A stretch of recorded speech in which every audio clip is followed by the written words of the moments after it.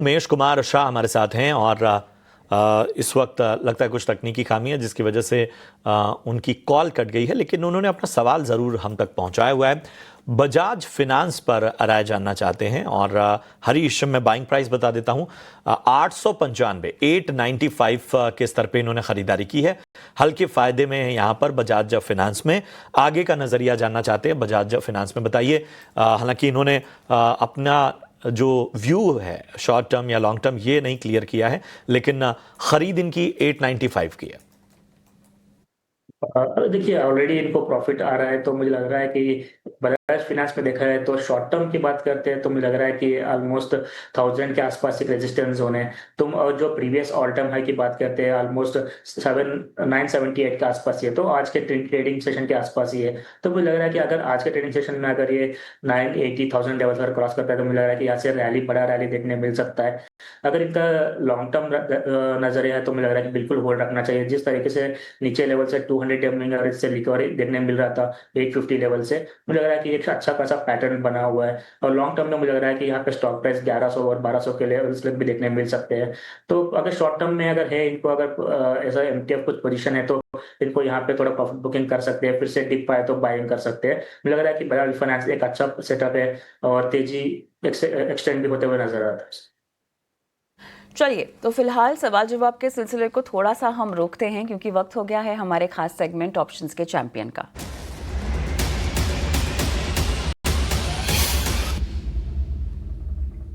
GM financial के तेजस शाह हमारे साथ जुड़ गए हैं। तेजस, हाय, गुड मॉर्निंग। और बाजार की चाल काफी सपाट दिखाई दे रही है, आपका व्यू क्या बनता है निफ्टी और बैंक निफ्टी में, और उसके साथ साथ आपकी आज की पिक बताइएगा।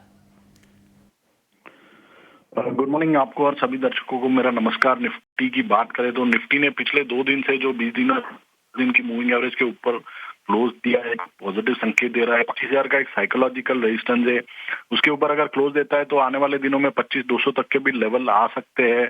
और बैंक निफ्टी भी अगर देखेंगे तो पोजिशनली जो है 200 दिन की मूविंग एवरेज का सपोर्ट लेके बाउंस कर रहा है पिछले काफी दिनों से और उसे होल्ड कर रहा है। 54,000 एक साइकोलॉजिकल सपोर्ट है, 53,500 एक पोजिशनल सपोर्ट है जहां पे 200 दिन की मूविंग एवरेज का सपोर्ट है। सो जब तक ये दोनों सपोर्ट लेवल इंटैक्ट है, मुझे लग रहा है banking as a sector also should do well going forward. ऊपर में 55,000 55,100 का एक माइनर हर्डल है, एक बार उसके ऊपर डिसिजनली पार होता है तो बैंक निफ्टी में हम एक अच्छी खासी रैली देख सकते हैं। तो आज के जो ऑप्शन के चैंपियन के लिए ट्रेड मैंने चुना है वो बैंकिंग क्षेत्र से ही है। Canara bank limited. Canara bank का अगर चार्ट स्ट्रक्चर देखेंगे तो कल के सत्र में एक डाउनवर्ड स्लोपिंग ट्रेंड लाइन से स्टॉक ने एक ब्रेकआउट दिया था और आज भी एक अच्छा खासा फॉलोअप बाइंग आया है स्टॉक में। स्टॉक जो है शॉर्ट टर्म मूविंग एवरेज के ऊपर ट्रेड कर रहा है, तो जो 113 का जो कॉल है मंथली एक्सपायरी का, उसको खरीदना है आपको ₹1.80 से लेके ₹2 के रेंज में। और इसमें आपको स्टॉप लॉस लगाना है 1.25 का। इसका पहला लक्ष्य रहेगा ₹2.75 और दूसरा लक्ष्य रहेगा ₹3.5। तो ये जो स्ट्रैटेजी है इसमें अधिकतम मुनाफा होगा ₹10,125 का और अधिकतम नुकसान होगा 5,065 का। राइट, कैनरा बैंक में आप रणनीति बता रही हैं जहाँ पे स्टॉप लॉस 125 का बता रहे हैं और मुनाफा जो आपने आंका हुआ है लगभग 10,125 का, नुकसान 5,065 का। बहुत बहुत धन्यवाद तेजस, आपने समय दिया और ऑप्शन की रणनीति आज बताई दर्शकों को। स्टॉक में लगे इसमें 314 के पे खरीदारी की थी, तो मैं इसमें ऐड करना चाहता हूँ। तो ऐड करना चाहते हैं? ओके, ठीक है, तो ऐड करने के लेवल्स आपको हम एक बार बता देते हैं। हरीश, बहुत इंटरेस्टिंग, इन्हें ऐड करने की रणनीति जाननी है और मेरे ख्याल से 310, 311, 307 मेरे ख्याल से पिछले महीने हमने इसको जाता हुआ, पिछले 1 महीने में जाता हुआ देखा है। क्या कहेंगे आप, इनको इसी लेवल के आसपास कुछ और ऐड करना चाहिए? हाँ, बिल्कुल करता है। अगर देखा है तो लॉन्ग टर्म चार्ट्स में जियो फाइनेंशियल्स में एक अच्छा ब्रेकआउट दे चुका है। स्टॉक पे अभी जस्ट उसके ऊपर कंसोलिडेट करते हुए नजर आ रहा है। मुझे लग रहा है कि जो मोमेंटम हमने लास्ट कुछ दिनों से देखा था वो थोड़ा कूल ऑफ भी हो चुका है। उसके चलते मोमेंटम इंडिकेटर जो है आरएसआई वगैरह वो भी कूल ऑफ हो चुके हैं, ओवरबॉट से निकल के नीचे ऑलमोस्ट ओवरसोल्ड के आसपास आ चुके हैं। मुझे है कि यहाँ पे स्ट्रॉन्ग बेस बना रहा है ऑलमोस्ट 300 के करीबन। मुझे लग रहा है कि स्टॉक प्राइस में यहाँ से एक्सपर्ट आ सकता है, यहाँ से अगर बाउंस देगा तो ऊपर की ओर। शॉर्ट टर्म में देखा है तो रेजिस्टेंस बन रहा है 345 के आसपास। तो मुझे लग रहा है कि यहाँ पे बिल्कुल इनका लॉन्ग टर्म नजर है, तो यहाँ पे बाइंग कर सकते हैं बिल्कुल। मुझे लग रहा है कि यहाँ से एक बाउंस देखने मिल सकता है आगे जाके। और ओवरऑल मुझे लग रहा है कि ये स्टॉक जो है जिस तरीके से टर्न अराउंड होते हुए नजर आ रहा है स्टॉक प्राइस का चार्ट स्ट्रक्चर, मुझे लग रहा है कि बिल्कुल पोर्टफोलियो में रखने वाला स्टॉक है। और लॉन्ग टर्म के लिए भी मुझे लग रहा है कि स्टॉक में होल्ड बने रहना चाहिए। चलिए, तो फिलहाल आपको लॉन्ग टर्म के लिए होल्ड करने की सलाह दी जा रही है और ऐड करने के लिए आपको लेवल्स बता दिए गए हैं। Patil ji, all the best आपकी इस इन्वेस्टमेंट के लिए। और एक छोटा सा ब्रेक लेते हैं योर स्टॉक में। हरीश हमारे साथ बने हुए हमारे एक्सपर्ट, दर्शकों के सवालों का आना भी लगातार जारी है। एक छोटा सा ब्रेक, उसके बाद बाजार की चाल पर हरीश की एक बार नज़र, स्टॉक स्पेसिफिक राय और दर्शकों के सवाल जो कि यूट्यूब से भी आ रहे हैं उनको भी शामिल करेंगे। प्रदीप जी, मेरी आवाज़ आ रही है? हेलो। हाँ नमस्कार सर, कैनरा बैंक में खरीदारी कर रखी है? तो कैनरा बैंक में 100 शेयर है। हाँ हाँ परचेज रेट आपको लिख के दिया हूँ मैंने व्हाट्सएप में। हाँ, 116 बाइंग प्राइस है। क्या उसकी पोजीशन क्या है सर? मैं 1 साल तक, 1-2 साल तक रुक सकता हूँ मैं। 1-2 साल तक आप रुक सकते हैं। चलिए हाँ। ठीक है, बहुत बढ़िया नज़रिया आपका। और मेरे ख्याल से बाइंग प्राइस भी आपकी काफ़ी ठीक ठाक है। फिलहाल तो आप घाटे में हैं, लेकिन अच्छी खासी तेज़ी, और जिस तरह से हम इस पूरे PSU पैक में एक तेज़ी का भी आलम देख ही रहे हैं। ओवरऑल राजेश, पिछले 5 दिन में हम देखा 5.5% के आसपास स्टॉक दौड़ा भी है। इनका नज़रिया भी लंबा है। बाइंग प्राइस के लिहाज से कितना लंबा रुकने की सलाह आप देंगे? जी नमस्कार कविता जी। देखिए PSU बैंक्स में कल से काफी अच्छा ट्रैक्शन दिखाई दे रहा है, एंड कल के बाद आज भी एक फॉलो अप बाइंग दिखाई दे रही है, एंड एक फ्रेश ब्रेकआउट कैंडिडेट है। डेली चार्ट में एक डिसेंडिंग ट्रायंगल पैटर्न फॉर्मेशन का ब्रेकआउट दिखाई दे रहा है। तो पॉसिबली यहाँ से वापस स्टॉक जो है 120 से 124 लेवल्स रीटेस्ट करते हुए दिखाई दे सकते हैं। तो फिलहाल के लिए होल्ड रखने की सलाह होगी। 120-24 पहला टारगेट हुआ, एंड जैसे ही उसे क्रॉस करता है तो पोजिशनली स्टॉक जो है 1 साल के हिसाब से 140 के टारगेट्स भी अचीव कर सकते हैं। तो अभी एक ब्रेकआउट मोमेंटम में डेफिनेटली होल्ड रखना चाहिए। ठीक है, तो ये है राय आपको मिलती हुई कैनरा बैंक पे। बढ़ते हैं आगे, और कैंडल वॉल्सम हमारे साथ इस वक्त जुड़ चुके हैं। गुड मॉर्निंग, कहाँ से बात कर रहे हैं? तो हाँ, मैं जयपुर से बोल रहा हूँ। जी बताइए, क्या मदद की जाए आपकी? मेरे पास में कार्बोरंडम यूनिवर्सल के शेयर हैं। ओके। एवरेज बाइंग प्राइस है 1650 का। ओके। तो इसमें काफी टाइम हो गया मुझे होल्ड किए हुए, लेकिन ये बहुत नीचे चल रहा है। तो इसमें क्या आगे इसको? ओके, ये 1650 की आपकी बाइंग है ना? हाँ बिल्कुल। हाँ, काफी ऊपरी स्तरों की बाइंग है। कितना समय और देना चाहते हैं आप इसे? हमें तो कोई ऐसा नहीं है, लेकिन ये जब भी ये निकले 2-3-4 महीने दीपावली तक। ठीक है, चलिए दीपावली तक का नजरिया लेकर चल रहे हैं। हरीश जी, मैं आपके पास आऊँगा। 1650 की बाइंग, मतलब एक तरह से देखा जाए तो काफ़ी ऊपरी स्तरों की खरीदारी है और यहाँ से अच्छा खासा नुकसान होता हुआ, लेकिन दीपावली तक ही अब सब्र है इनके पास। क्या करना चाहिए कार्बोरंडम यूनिवर्सल में?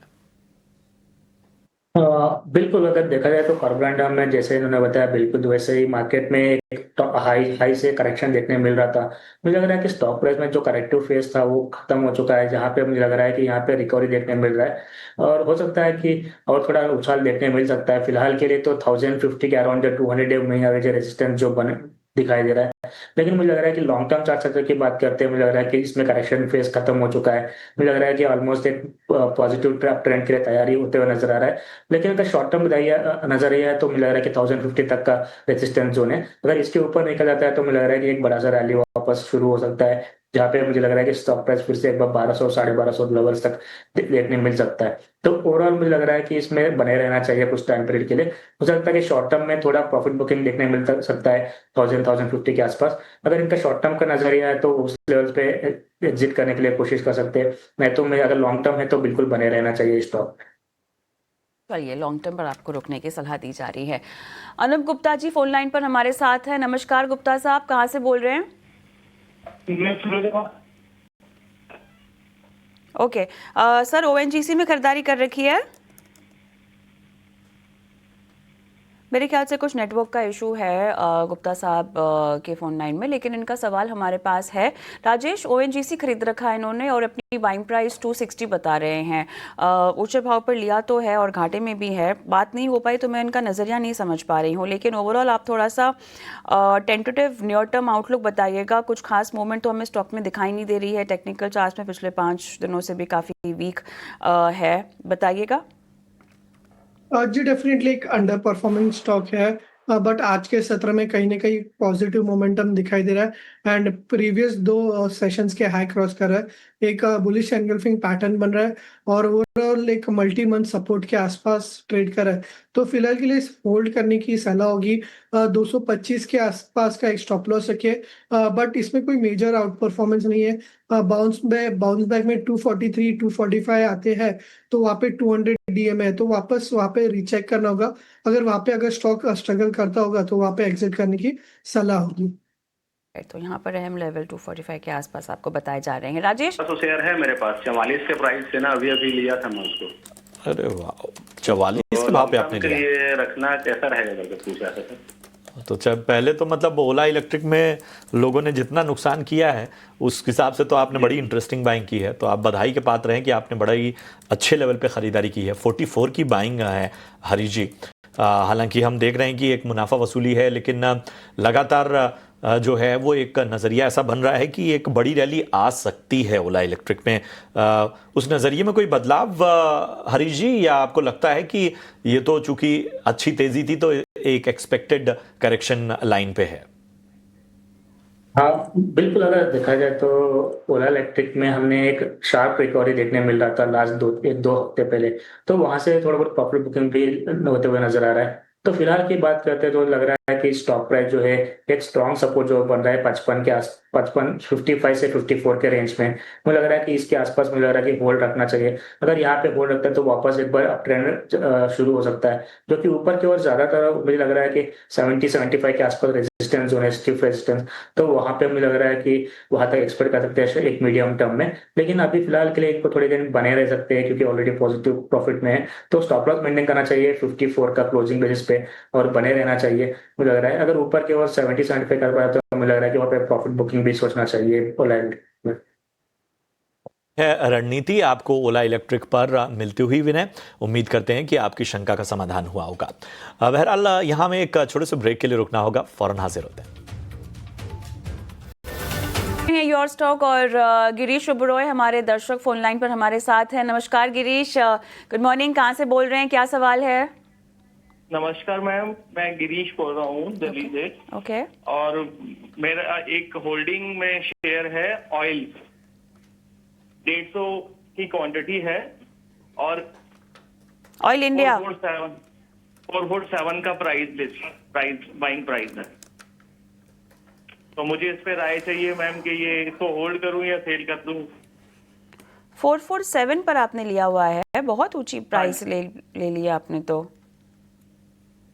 हाँ जी मैम। कब तक आपने कहा कि आप रुकेंगे? मैम लॉन्ग टर्म का व्यू है, कोई इशू नहीं है। लॉन्ग टर्म का व्यू है ना, ठीक है। हाँ जी। हरीश, हालांकि इन्होंने लंबी अवधि का एक व्यू बना के रखा हुआ है, लेकिन पिछले 1 महीने में तो हम देख रहे हैं कि 6.25% के आसपास जो है काउंटर टूट भी चुका है। इनकी 447 की बाइंग है, आज भले ही रफ्तार में हमें ये दिखाई दे रहा है, लेकिन लॉन्ग टर्म व्यू क्या बनाकर रखना चाहिए, या बाइंग प्राइस या थोड़ा सा उसके ऊपर आए, स्टॉप लॉस लगाकर निकल जाए अगर मुनाफा कहीं भी होता हुआ दिखाई दे रहा है तो? बिल्कुल देखा है तो ऑल इंडिया में हमने लगातार एक डाउन ट्रेंड देखने मिल रहा है कुछ दिनों से। अगर देखा है तो ऑलमोस्ट 485 से 490 लेवल से नीचे फिसलते हुए नजर आ रहा है, लेकिन मुझे लग रहा है कि स्टॉक प्राइस जो है एक ओवरसोल्ड सिनेरियो में है। मुझे लग रहा है कि सपोर्ट जोन है 380 के आसपास ही है, तो मुझे लग रहा है कि इसके स्टॉक का होल्ड रखना चाहिए। बिल्कुल थोड़ा अंडर परफॉर्म करते हुए नजर आ रहा है, लेकिन मुझे लग रहा है कि जिस तरीके से ऑयल स्टॉक्स में मोमेंटम दिखाई दे रहा है, मुझे लग रहा है कि इसमें भी थोड़ा बहुत मोमेंटम बिल्टअप हो सकता है आगे जाके। तो एक छोटा सा रिकवरी बिल्कुल एक्सपेक्ट कर सकते हैं, जो कि 200 डे मूविंग एवरेज है 420 430 लेवल्स तक। तो मुझे लग रहा है कि यहाँ पे अगर उनका भाव प्राइस जाता है तो वहाँ पे एग्जिट करने की कोशिश कर सकते हैं। नहीं तो अगर लॉन्ग टर्म सिनेरियो है तो मुझे लग रहा है कि इसमें बने रह सकते हैं, और स्टॉप लॉस शॉर्ट टर्म के लिए मुझे लग रहा है कि 380 का मेंटेन करके होल्ड बने रहना चाहिए। ऊपर की ओर मुझे लग रहा है कि एक बार 430 का 425 का लेवल अगर निकल जाता है तो मुझे लग रहा है कि वापस एक बार 480 का लेवल भी देखने मिल सकता है, लेकिन ये थोड़ा लॉन्ग टर्म सिनेरियो के लिए रहेगा। लेकिन अगर शॉइल का जैसे इन्होंने बताया कि इनका लॉन्ग टर्म है तो बने रह सकते हैं मेरे हिसाब से। अगर स्टॉप लॉस मेंटेन करना चाहिए 380 का इसमें। बिल्कुल, तो ये है राय आपको ऑयल इंडिया पर मिलती हुई। बढ़ते आगे, महिमा हमारी दर्शक हैं एक जो फोन लाइन पर बन चुकी हैं। महिमा, गुड मॉर्निंग, कहाँ से बात कर रही हैं? हाँ जी, गुड मॉर्निंग। मैं हिमाचल से बात कर रही हूँ। अरे वाह, बताएं महिमा, क्या मदद की जाए आपकी? हाँ जी, मेरे पास 1000 शेयर्स एम सुमी वायरिंग के हैं। अच्छा, मदरसन सुमी वायरिंग के 42 शेयर, के रेट पर। ठीक है। हाँ जी, तो मुझे ये पूछना है कि मुझे इसे होल्ड करना चाहिए या सेल करना चाहिए, क्या करना चाहिए इस टाइम? ठीक है, मदरसन सुमी वायरिंग नहीं, ये जो स्टॉक है ये नहीं है, ये तो संवर्धना मदरसन है। ये मदरसन सुमी वायरिंग की बात कर रही हैं डायरेक्टर साहब। मदरसन सुमी वायरिंग ज़रा फ्लैश कीजिए, लगभग 49 रुपए के भाव पे इस वक्त चल रहा है। 42 की इनकी बाइंग है।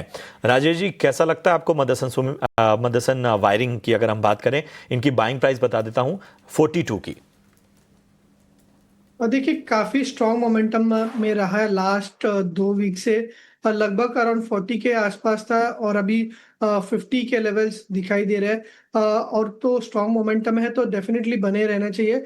यहाँ से नियर टर्म में एक्सपेक्टेड है कि पॉसिबली 55 से 56 के जोन जो है देखने को मिल सकते हैं। यहाँ पे ट्रेलिंग स्टॉप लॉस रखना होगा। यहाँ पे 47 के आसपास एक इंट्राडे हायर बॉटम बना है, तो 47 का स्टॉप लॉस रखना चाहिए और ये जो रैली है उसको राइड करना चाहिए 55 से 57 लेवल्स तक। और राइट, मदरसन वायरिंग पर ये सलाह। और हमारे अगले दर्शक भी कपाड़िया साहब फोन लाइन पे जुड़े हुए हैं। नमस्कार। ओके, इन्होंने IRFC में ख़रीदारी तो कर रखी है और मुझे ऐसा लग रहा है इनकी बाइंग प्राइस 250 के आसपास की हुई है, शायद 67 की क्वांटिटी जो है ये बता रहे हैं। मेरे ख्याल से ये थोड़ा सा हमें करेक्ट करना होगा। 250 के बाइंग प्राइस पे अगर ख़रीदारी कर रखी है हरीश, तो क्या रिकमेंडेशन होगी IRFC? प्रति जगह देखा है तो रेलवे स्टॉक में थोड़ा मोमेंटम फिर से एक बार आते हुए नजर आ रहा है कुछ 2-3 दिनों से। मुझे लग रहा है कि IRFC से बात करते हैं यहाँ पे एक बार 115 के आसपास एक ट्रिपल बॉटम का फॉर्मेशन बन चुका है, वहां से रिकवरी देखने मिल रहा है। मुझे लग रहा है कि यहाँ पे थोड़ा मोमेंटम और एक्सटेंड हो सकता है जो कि 130-135 लेवल्स तक। लेकिन ओवरऑल तो मुझे लग रहा है कि जब तक ये 135 लेवल जब 200 मूविंग एवरेज है उसके ऊपर नहीं निकलता है, मुझे लग रहा है कि तब तक एक कंसोलिडेशन में रह सकता है। तो थोड़े टाइम के लिए बने रहना चाहिए ऊपर 130-135 तक एक्सपेक्ट कर सकते हैं एक मीडियम टर्म में।